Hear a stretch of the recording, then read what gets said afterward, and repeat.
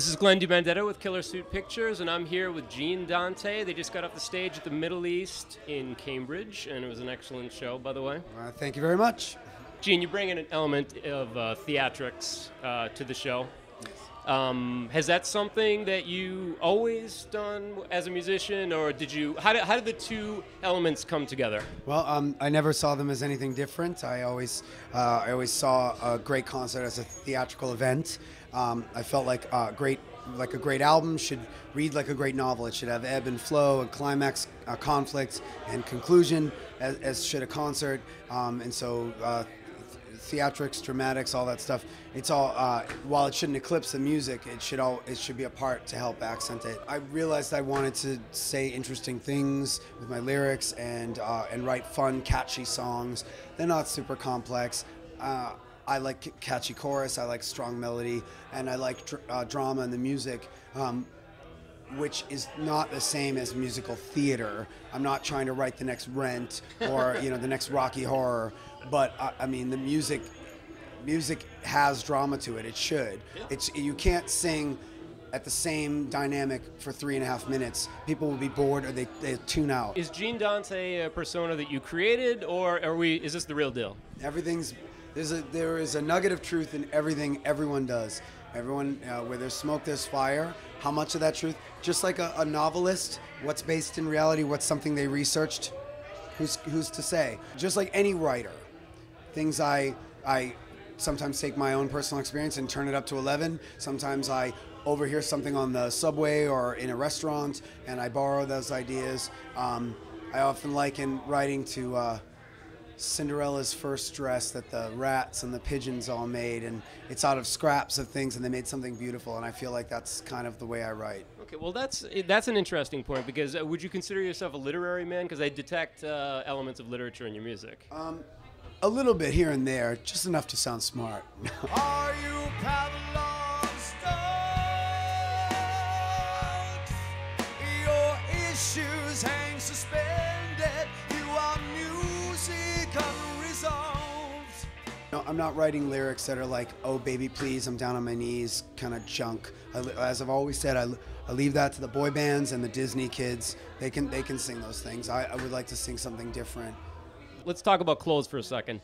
You did a very quick costume change tonight. Very quick. I mean, it really just involved, some smearing of glitter and something you referred to, something you might hang on a Christmas tree. It looked like a ridiculous over-the-top scarf. I joked and said it was my Liberace scarf. It's just to give a little something. It's just, I feel like you can make something great out of the simplest, silliest, or just rags if you want, and that's all it was. It was something to just amp it up, because we did To a God Unknown is a very somber and yet uplifting at the end song, and we kind of use it sometimes as an encore, and sometimes it's just near the end of the set. And so to go back into this is the closing afterwards, we needed to amp it up and make it fun again. Tonight was about fun. I mean, we played with 2 other punk bands and then another glam band, and so we wanted to amp up the glam and make it.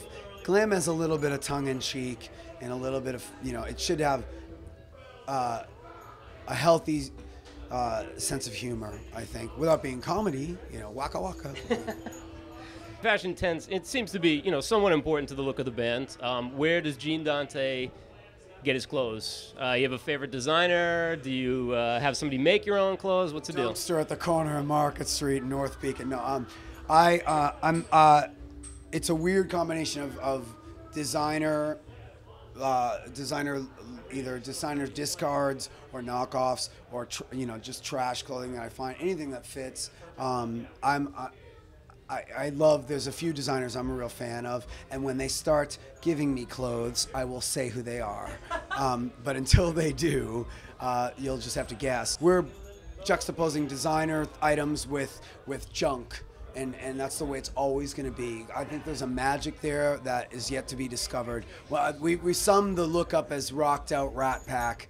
It borrows a little bit from the Rat Pack and a little bit from the glam rock era and a lot from the bargain bin. I can appreciate that. All right, something old, something new. So, all right, what's next? You guys released your last album February 2009. That's when it actually came out. It's starting to get more and more attention. A video for A Madness to His Method got played on Logo.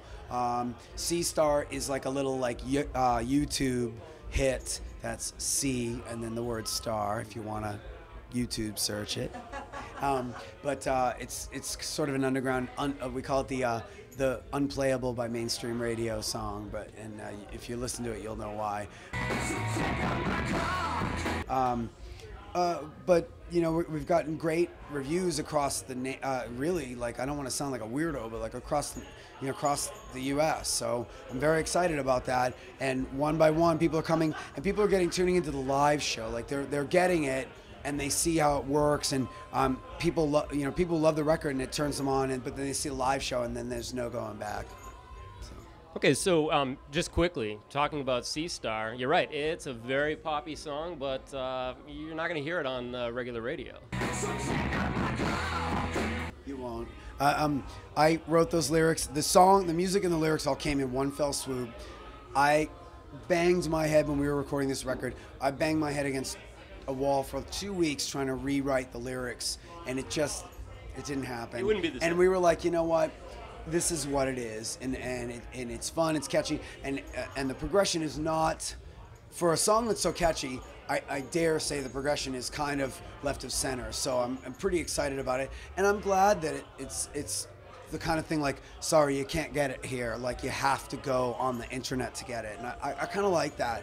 Heard some new stuff tonight. Is there a new CD on the way? We'll be recording the single for The Love Letter Is Dead in mid-November. So, barring any delays, we'll have something out before the end of the year. That one song, it was not finished in time for the record, and it's so good that we had to rush and record it. The next record is about 70% written. I write every day. I mean, I write even if it's just a quip or a phrase, but I write something every day. So I feel any writer should, like me, I'm a Cro-Magnon. I keep notepads, Panasonic cassette decks, everything with me I can. I try to not have a guitar or a piano too far away from me, so I can, if something hits me, I can write it down before it goes away. Because I'm kind of like a fish, like it'll come in my mind and then go away. Dory from Finding Nemo, I guess. And one final question, the nightcap, if you will. What is your favorite drink? That's a hard question. Alcoholic drink, you say? That's what I'm talking about. Right now, because I think my palate is there. I like a really good bourbon on the rocks. I like to enjoy that for a long time. I don't do shots. I'm not here to get completely messy. I like to enjoy my drink, be social, talk to people. So give me a Maker's Mark or a Woodford Reserve. I'm quite fond of Bourbon County, Kentucky, so I have a little soft spot for Kentucky. So give me some Kentucky bourbon on the rocks, and I'm usually good. And I'll try to keep it simple. It's not something anyone can screw up. That's the other thing. So a Boston resident, a Southern man at heart. I'm Glenn Benedetto for Killer Suit Pictures with Gene Dante and the Future Starlets. Good night, folks.